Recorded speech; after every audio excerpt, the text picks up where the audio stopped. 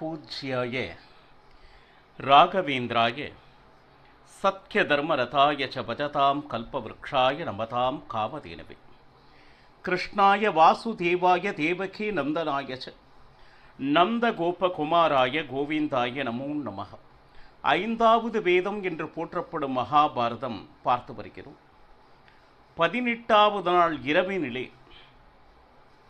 துரியோதனனுடைய அந்த கோரமான அந்த காட்சியை கண்டு அஸ்வத்தாமன் அழுது தீர்த்து இன்று இரவே பாஞ்சாலர்களையும் பாண்டவர்களையும் கொன்று குவிப்பேன் என்று சபதமிட்டு அப்பொழுதே சேனாதிபதியாக்கினான் துரியோதனன்.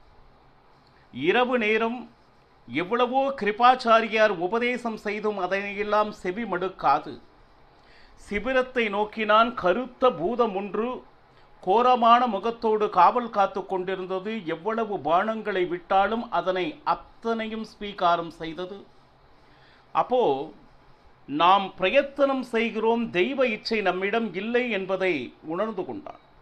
மனதிலே பகவானை நினைத்து கொண்டு ஒரு யாகத்தை செய்து தன்னையே யாக பசுவாக அர்ப்பணம் செய்தான். உடனே இன்று வரை நான் காவல் காத்தேன், இனிமேல் தெய்வ இச்சை என்ற அந்த பூதமானது ஒரு கோடரியை ஒரு வாளை அஸ்வத்தாமனுக்கு கொடுத்து சென்றது. அன்று இரவு சிபிரத்திற்குள் உள் சென்றவன் அஸ்வத்தாமன் யமதர்மராஜனை போல அங்கு இருக்கக்கூடிய அத்தனை பேரையும், அதாவது ஒருவரை கூட விட்டு வைக்கவில்லை. கோர தாண்டவம். திருஷ்டத்யும்னன், உப பாண்டவர்கள், திருஷ்டத்யும்னுடைய சகோதரர்கள், பெண்டிர்கள், கையில் ஆயுதம் ஏந்தாவர்கள், அழுது கொண்டு இருப்பவர்கள், இப்படி இவர் அவர் என்கின்ற எந்தவிதமான பேதமும் இல்லாமல் கண்ணில் கண்டவர்களை அத்தனை பேரையும் கொன்று குவித்தான் அஸ்வத்தாமன் ஈவு இரக்கமின்றி.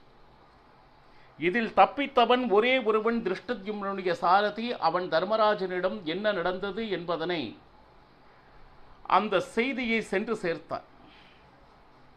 இதை கண்டவுடன் இந்த விஷயம் திரௌபதிக்கு தெரிய வேண்டும் அப்படின்னு திரௌபதி தன்னுடைய வம்சமே இனி யாருமே இல்லை என்கின்ற நிலை ஆகிவிட்டது.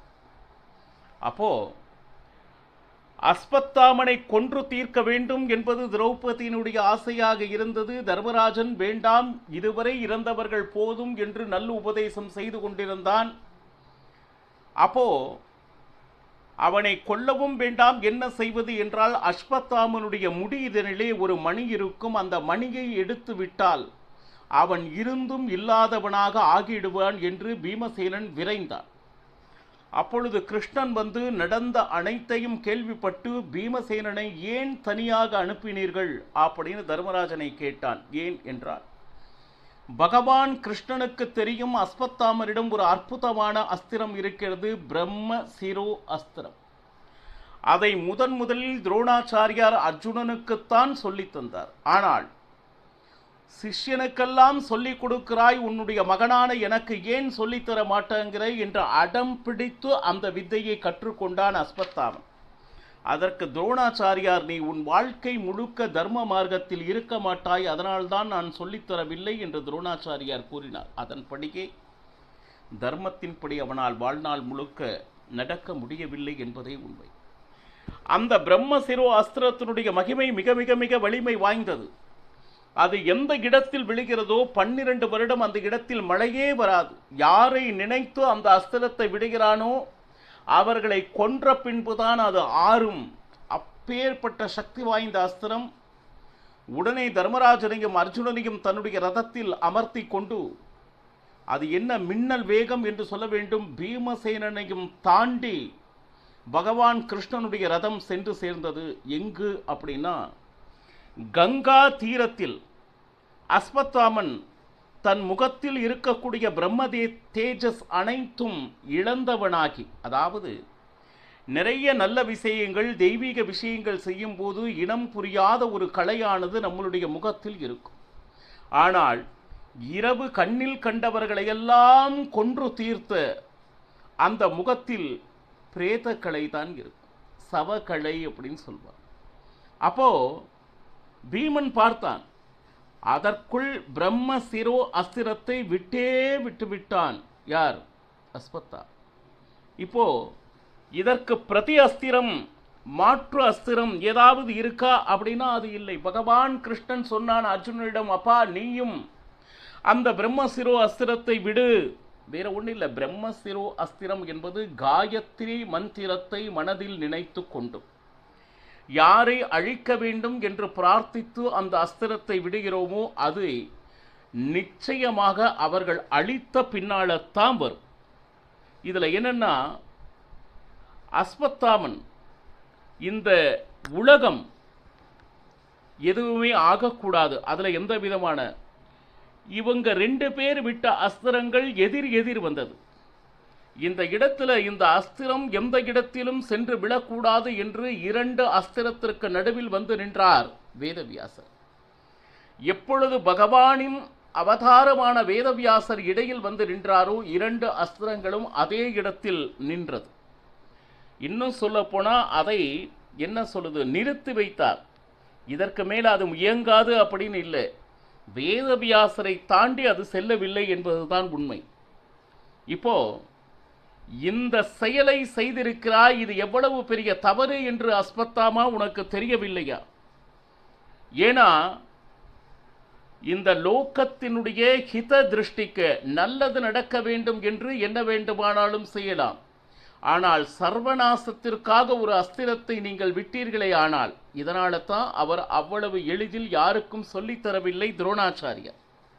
இப்போ 2 பேரும் இந்த உலகம் நாசமாக கூடிய இந்த பிரம்ம சிரோ அஸ்திரத்தை தயவு செய்து திருப்பி எடுங்கள் அப்படின்னா, எப்பொழுது பெரியவர்கள் சொன்னாரோ அர்ஜுனன் அந்த அஸ்திரத்தை திருப்பி எடுத்து விட்டான். ஆனால் அந்த அஸ்திரத்தை திருப்பும் சக்தியை இழந்து விட்டான் அஸ்வத்தாமன். இதுதான் உண்மை.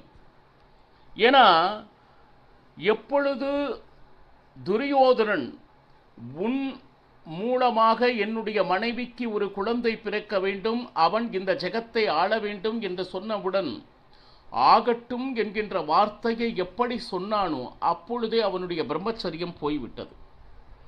இதுல என்னன்னா, அர்ஜுனன் பல பேரை திருமணம் செய்தாலும் இதர பெண்களை ஏறெடுத்தும் பார்க்காத அந்த பிரம்மச்சரியத்தில் இருந்தான் அர்ஜுனன். பாரு, தன்னுடைய மனைவி தவிர வேறு யாரையும் அவன் ஏறெடுத்தும் பார்த்ததில்லை. அது போக எந்த காரணத்திலும் பாருங்க, இவன் சத்திரிய தர்மத்திலே திளைத்திருக்கிறான் அர்ஜுனன். ஆனால் பிராமணனாக பிறந்த அஸ்வத்தாமன் தன்னுடைய தர்மத்தை விட்டவன். எப்பொழுது விட்டானோ அப்பொழுதே அவனுடைய சக்தியானது மிகவும் குறைந்து விட்டது. ஆனா துரியோதனனுக்கு பேச்சு கொடுத்ததனால் அந்த அஸ்திரத்தை திருப்பி எடுக்கும் சக்தியையும் இழந்தான். அப்போ உன்னுடைய தலையில் இருக்கக்கூடிய மணியினை அந்த மணி தன்னுடைய தலையில் இருக்கும் பொழுது தன்னுடைய உடம்பில் எந்த காரணத்தை கொண்டும் துர்க்கந்தம் என்பது வரவே வராது. அவன் நடக்கும் திசைகளெல்லாம் பரிமளம், அதாவது வாசனையோடு இருக்கும். ஆனா அந்த மணியை இப்பொழுது நீ கொடுத்து விடு, அதே போல நீ விட்ட அஸ்திரத்தை திருப்பி எடு அப்படின்னு. அப்போ எப்பொழுது அஸ்வத்தாமனால் முடியாதோ அப்போ அர்ஜுனா நீயாவது அந்த அஸ்திரத்தை திருப்பி எடு அப்படின்னா. இதுல என்னன்னா, அஸ்வத்தாமன் கூறினான் அவனுக்கு திருப்பி எடுக்கும் சக்தி இல்லையாயினும் அந்த பிரம்ம சிரோ அஸ்திரத்தை எதை நினைத்து விட்டேன் என்று தெரியுமா கிருஷ்ணா? பாண்டவ வம்சத்தில் வேறு உயிரும் இருக்கக்கூடாது என்பதுதான் என்னுடைய எண்ணம். இன்னும் சொல்ல போனா அந்த சுபத்ரையின் வயிற்றில் வளர்ந்து வரும் அந்த சிசு, அது எப்படின்னு கேட்டீங்கன்னா பரீட்சித், அவன் இப்பொழுது கர்ப்பத்தில் இருக்கிறான். அப்போ அந்த கர்ப்பத்தில் இருக்கக்கூடிய சிசுவும் கொள்ள வேண்டும் என்று மனதில் நினைத்து அந்த பிரம்மசிரோ அஸ்திரத்தை விட்டிருக்கிறான். உத்தரை கர்ப்பம், உத்தரையினுடைய கர்ப்பத்தில் இருக்கக்கூடிய அந்த சிசு அவனே பரீட்சித்தாக வரப்போகிறான். ஆனால் பகவான் கிருஷ்ணன் சொல்கிறான், அஸ்வத்தாமா நீ என்ன நினைத்தாலும் அந்த சிசுவை உன்னால் கொள்ள முடியாது. அந்த சிசுவானவன் இந்த உலகத்தில் 1000 வருடங்கள் ராஜ்ய பரிபாலனை செய்ய போகிறான். இன்னும் சொல்ல போனா, உன்னால் முடிந்தால் நீ செய். எவ்வளவோ ஹிதமான வார்த்தைகளை கூறி இந்த வஸ்திரத்தை இடு, உன்னுடைய எண்ணத்தை மாற்றிக்கொள் என்று பகவான் கிருஷ்ணன் கூறிய போதும் பாண்டவருடைய வம்சம் பூண்டோடு அழிய வேண்டும் என்று மாற்றி மாற்றி சொல்லிக் கொண்டிருந்தானே தவிர அவன் தன்னுடைய கருத்திலிருந்து என்றுமே இறங்குவதாக தெரியவில்லை. பகவான் கிருஷ்ணனோ அந்த குழந்தையை நான் காப்பாற்றியே தீருவேன், யாராலும் ஒன்றும் செய்ய முடியாது அப்படின்னு சொல்லிட்டு.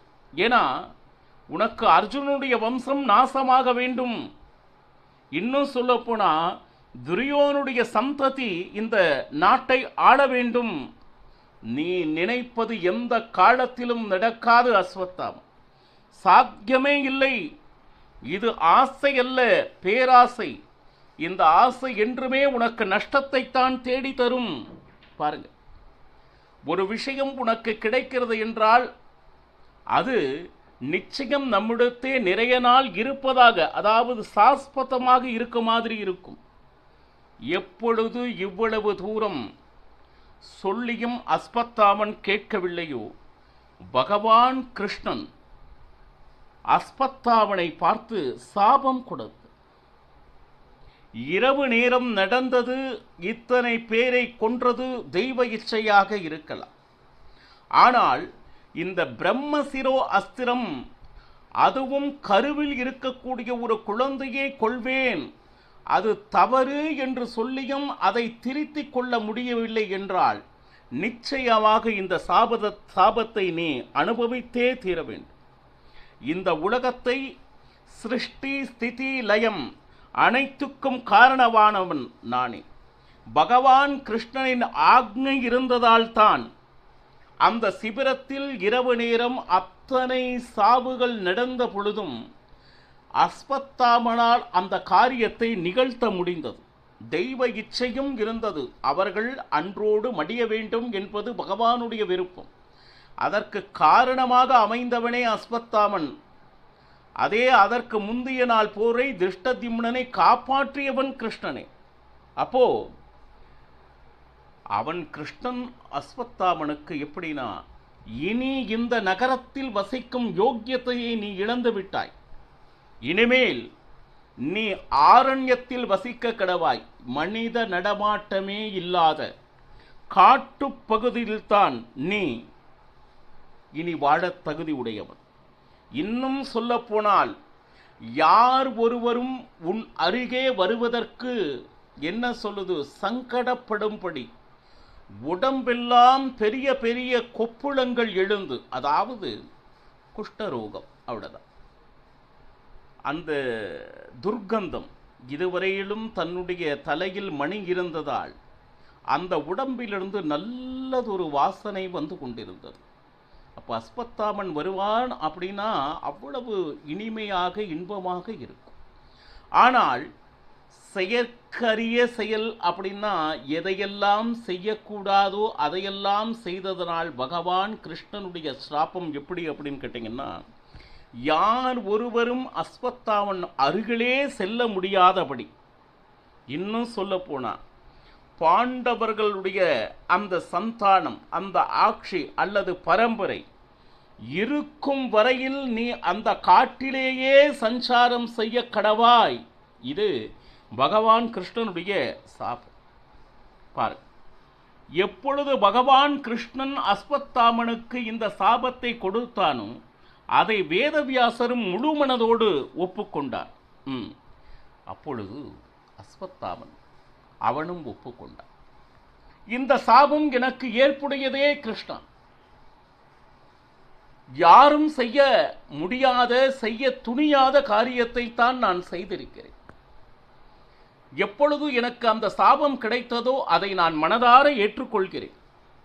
இது அஸ்வத்தாமன். ஏன்னா இன்னும் சொல்ல போனா, இவ்வளவு வழிகளோடு காட்டிலே ஒரு பைத்தியக்காரனை போல நடமாட வேண்டிய ஒரு துர்பாகிய நிலை அஸ்வத்தாமனுக்கு வந்துவிட்டது. ஏன்னா துரியோதனன் வீட்டில் உணவு உண்டதனுடைய அந்த பிரபாவம் இன்று இவனுக்கு இப்பேற்பட்ட ஒரு நிலைக்கு கொண்டு வந்து விட்டது. இது எப்படின்னா துஷ்ட பிரபாவம், சேரக்கூடாத இடத்தில் சேர்ந்ததனால் கிடைத்த தண்டனை என்றே சொல்ல வேண்டும். இப்போ எப்பொழுது அந்த சாபம் கிருஷ்ணன் கொடுத்தாரோ அந்த சாபத்தை ஏற்றுக்கொண்டு அவன் கிளம்பினான். இன்னும் சொல்ல போனான், நேற்று இரவு கனவு விழுந்தது. என்னது? அந்த சிபிரத்திற்கு போய் அனைவரையும் கொன்று உஷத் காலத்தில் அர்ஜுனன் பாருங்க, கண்டிப்பாக அந்த இடமுறையை அர்ஜுனன் கேட்டு வாங்குவான். இது எப்படின்னு கேட்டீங்கன்னா, இது கூட அஸ்வத்தாமனுக்கும் உஷத் காலத்தில், அதாவது 4:30 மணி அந்த சிபிரத்தில் அனைவரையும் உயிர் எடுத்து வெளியே வந்தா பார்த்தீங்களா, இடைப்பட்ட ஒரு அரை மணி நேரத்தில் பார்த்தோம்னா அடுத்த நாள் காலையில் அர்ஜுனன் உன்னை தேடி வருவான், பீமன் தேடி வருவான். அப்பொழுது நீ தலையில் இருக்கக்கூடிய அந்த மணியை இழப்பாய் என்ற அந்த சூச்சனை கூட அஸ்வத்தாமனுக்கு தெரிந்திருந்தது. இதற்கு மேல் என்ன நடந்தது என்பதனை நாளையும் பருகலாம். சர்வம் ஸ்ரீ கிருஷ்ணார்ப்பணமஸ்து. ஹரே ஸ்ரீனிவாச.